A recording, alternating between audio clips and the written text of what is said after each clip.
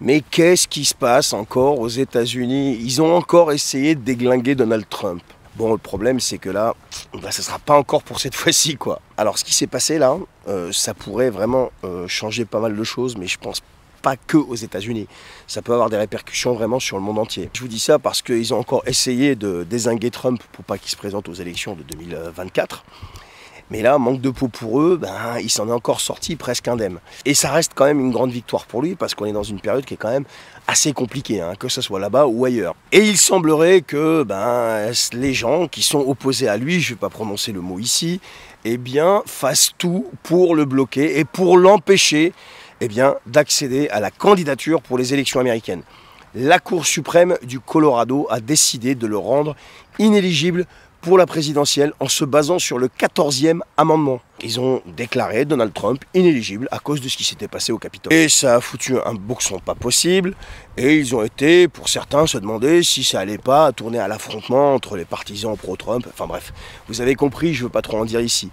Et donc cette décision a provoqué des réactions de dingue, et c'est allé jusqu'à même faire parler Kennedy Jr., qui lui est clairement pas d'accord avec la décision de la Cour suprême du Colorado, même si c'est un démocrate. Alors du coup, en Californie, ils pensaient faire pareil, mais le problème, c'est que la situation a un petit peu évolué. La Cour suprême fédérale a refusé de se prononcer en urgence, ce qui pourrait tout simplement jouer en faveur de qui?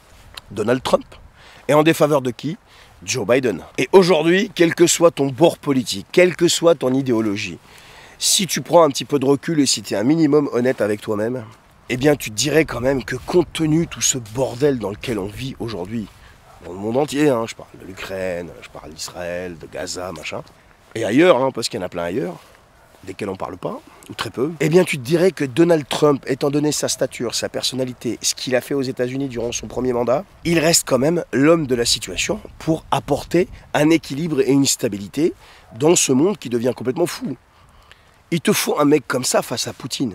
Il te faut pas un type comme Biden, de qui malheureusement, qui a une crédibilité zéro. Et en plus de ça, en fait, si tu compares l'administration Biden, c'est l'administration Macron. C'est les mêmes. C'est que du en même temps, etc. etc. Donc aujourd'hui, à mon avis, les États-Unis et le monde ont besoin d'un type comme ça. Comme Trump, je parle. Et en plus de ça, tu peux pas lui enlever que c'est quand même le seul mec depuis la Deuxième Guerre mondiale qui n'a jamais engagé les États-Unis dans une guerre. Et au contraire, il les a retirés. Donc voilà les amis, alors je sais qu'il y en a qui vont commencer à crier au scandale. Oui d'accord.